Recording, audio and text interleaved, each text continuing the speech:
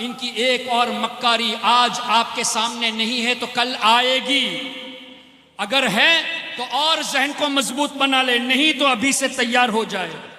जो अरबी जानने वाले उलमा है जिनको देवबंदियों की हकीकत नहीं मालूम, उन उलमा के सामने खलील अहमद अम्बेडवी ने कासिम नानोथवी के मरने के बाद, रशीद अहमद गंगोही के मरने के बाद ये खलील अहमद अम्बेडवी हरमैन शरीफैन पहुंचा।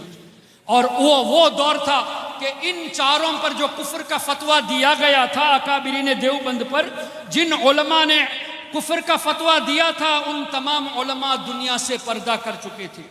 तो बाद वाले उलमा के पास खलील अहमद अम्बेडवी गया और कहा कि आपके बड़े उलमा ने हम पर कुफ्र का फतवा दिया है, जबकि हमारे अकायद तो वही है जो आपके हैं। अल मुहन्नद नाम की किताब लिखी और अल मुहन्नद में ये लिखते हैं कि हम इस चीज़ को मानते हैं, मीलाद को हम मानते हैं, नियाज को मानते हैं, फातिहा को मानते हैं, हमारा अकीदा ये है, वसीला को हम मानते हैं। तो बाद वाले उलमा ने अब ये कहा कि अगर तुम्हारे अकायद ये है तो कुफ्र का फतवा फिर नहीं है। अब अरब उलमा के सामने इन लोगों ने मक्कारी की, वहां ये किताबें दिखाई। हिंदुस्तान, पाकिस्तान, बांग्लादेश में अभी भी वो पुरानी किताबें छाप भी रहे। ये मुनाफिकत नहीं तो और क्या है।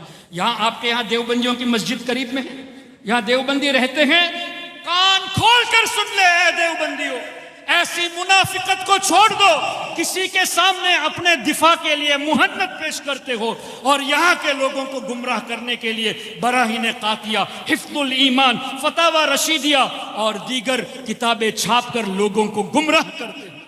ये देवबंदियों की मुनाफिकत इतनी खतरनाक है कि मैं तो कहता हूँ गैर मुक़ल्लिद अहले हदीस वहाबी अगरचे बदतरीन लोग हैं, लेकिन उनकी एक आदत है, जो अकेले में कहते हैं वही मजमे में कहते हैं। लेकिन देवबंदियों के अंदर ये मुनाफिकत है कि वो अपनी गैदरिंग में तो कह देंगे कि ये शिर्क है, ये बिदअत है, ये गलत है, वो गलत है।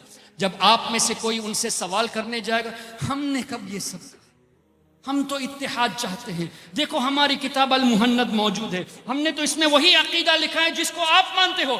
और इन किताबों की इबारतों को जस्टिफाई करते हैं और यहाँ तक किया कि नई एडिशन में एडिटिंग भी कर दी, अल्फाज को चेंज भी कर दिया है। इसका मतलब क्या हुआ, तुम मानते हो तुम्हारे बुजुर्गों ने गलती की तभी तो चेंज कर रहे हो, वरना अल्फाज में तब्दीली की जरूरत क्या थी।